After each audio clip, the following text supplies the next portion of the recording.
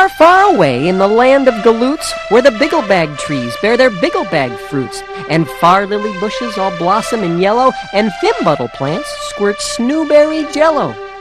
Here where the mountains of Rocky Magoo rise high o'er the meadows of Gilda Manju, where sunsets are painted with purple and blue, you'll find a small town, not much bigger than you.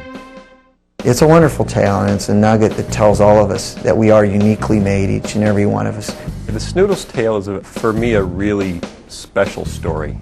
I had this picture in my head of this little parable that I wanted to craft in this little world. And the goal was not just, how would Phil tell that story, but the goal was, how would Dr. Seuss tell that story? This was a story where it was more about the message. Kids come into the world and they want to do everything, and they think they can do everything because no one has told them they can't.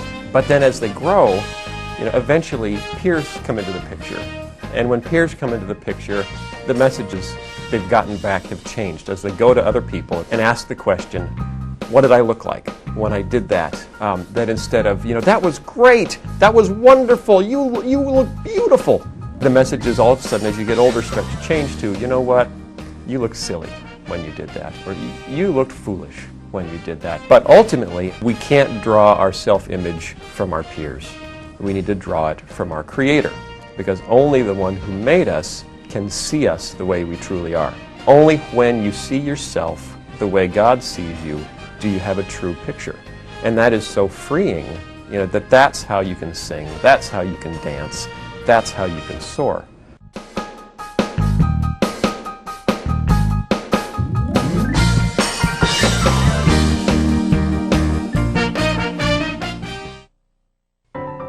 Well, right now we're working on a really fun story. It's called The Sumo of the Opera, and it's basically if you took the Mikado and Rocky and maybe tossed in a little WWF. If you want to know who we are wrestlers of Japan. Larry the Cucumber plays a sumo wrestler named the Italian Scallion. That's no clown, it's his sparring partner, the Italian Scallion. And that's his introduction. In each of our shows we have what we call a nugget of truth, and it's a biblical value that we hope kids will pull out of the lesson. And in the Sumo of the Opera, the lesson is perseverance.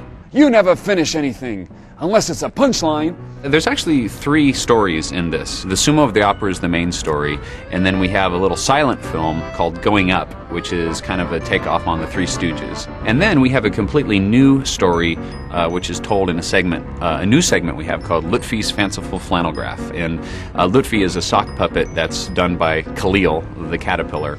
And we've got all these 3 stories plus a silly song, Schoolhouse Polka. Larry has an accordion and a lesson to teach about vocabulary, but all done in polka style, so it's really kind of fun. It's hilarious, and I think it's one of the best things we've ever done.